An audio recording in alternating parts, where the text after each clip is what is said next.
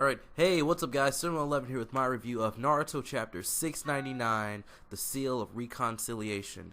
Now, I wanted to do, the Naruto week thing, but, what happened? Yeah, I couldn't get the mic from my friend. He's kind of hard to find.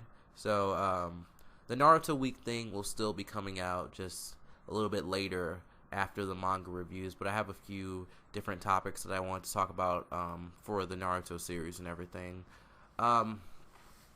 So this chapter starts off where the last one ended, of course. Naruto and Sasuke are laying down after that battle. And what's interesting about this is that the two statues are somehow doing the Seal of Reconciliation, and I'm not sure how that's possible. I think one of their hands was doing like a jutsu, and one of them was holding a weapon. I'm not too sure, but I don't think that's possible. And this chapter has two color pages. The first one is what I just described, and the second one is of Naruto and Sasuke doing the seal as kids, and it looks like they're supposed to be the statues or something because it's an overhead view, but I don't know. And Sakura and Kakashi arrive. Sakura heals them immediately, and Sasuke apologizes to Sakura, which I thought was odd. I'm still kind of confused on his character, to be honest. I don't know. He's changed, but I don't know. Sasuke's character is still confusing. Like a lot of the things that, it took him this long just to, like, realize certain things. And it's just like Naruto's been saying all this stuff for years. So what really made this time any different? And why are you apologizing to Sakura for all the stuff you did? You don't even like Sakura. And I don't know, some of the development seems a little bit backwards because, like, he said Team 7 felt like a family to him or something like that. I don't know, something's not adding up there. If you can explain that, go ahead.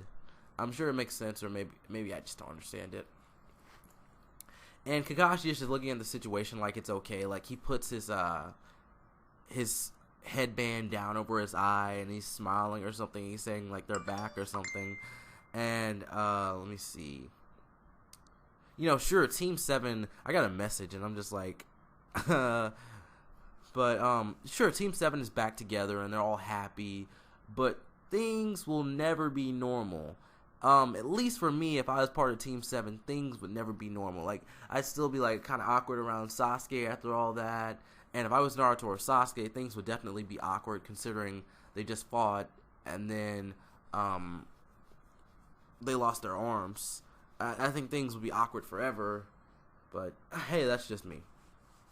And this chapter was pretty much from Sasuke's perspective. It's kind of like he's the main character sometimes, and he's just thinking about his life and what Naruto has said to him and what's happened to him over time. And Hinata is the first one to wake up from the infinite Tsukiyomi. Naru, Hina, confirmed.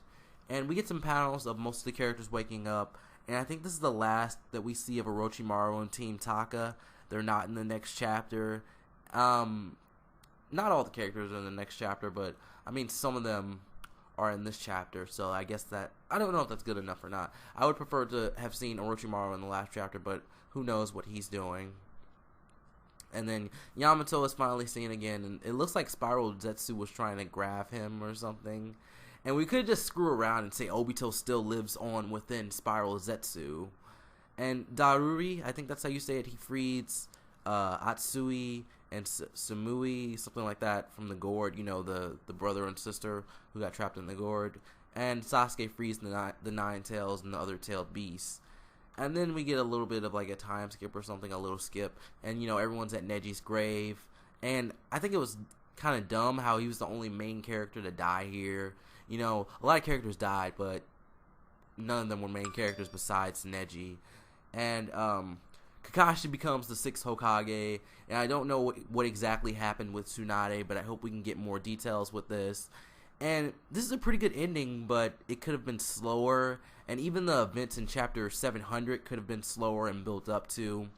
Sasuke won't go to jail due to freeing the people from the infinite Tsukiyomi, and Kakashi's influence as Hokage, and also Naruto's influence as the hero and all that. And I don't know, when I still think about Sasuke's character, what bad things has he exactly done? He left the village, so he's classified as a rogue ninja. He's working with the Orochimaru, he's working with the Akatsuki, but, let me see. He attacked Killer Bee. He captured a clone of Killer Bee, or like a tentacle of Killer Bee. He fought the samurai, and he invaded the 5 Kage Summit. Jail, I guess, not for life. I don't know. Yeah, those events are kind of bad, but I guess, you know, the Infinite Tsukiyomi thing does kind of like even it out and everything. And so yeah, I said he's going on a journey for all his sins, you know, all the bad things he's done. Ooh, virus protection. Ooh, my computer's excellent. And Sakura's like, you know, she wants to go with him, and he refuses. And then he touches her forehead like Itachi did to him so many times. And what is the Sasu confirmed? Like times 100? Because, I mean, Sasuke doesn't show affection towards Sakura at all, and then he does this. Kind of confirms it. Plus, Tsunade is working on fake arms for Naruto and Sasuke. They're going to be prosthetic arms from Hashirama cells, so, you know, Senju DNA has so many uses. You can use it for anything. And as Sasuke is leaving, he sees Naruto, and Naruto gives him his headband back, which, you know, was like a big deal, I guess, back then. Kind of now, it's like, oh, okay. Like, you know what it represents and everything, but I don't know. It doesn't seem like a big deal to me anymore. And I don't really like how Sasuke's eyes activated 24/7. The Sharingan, as I believe the fans have dubbed it, the Sharingan and the Rinnegan in one eye, it's like always activated. That looks weird. Like, would you really want to look at someone like that, or like would you want to marry someone like that? Like, his eyes like activated 24/7. And yeah, Kishimoto, you could have given him the ability to turn it off. I think that makes sense.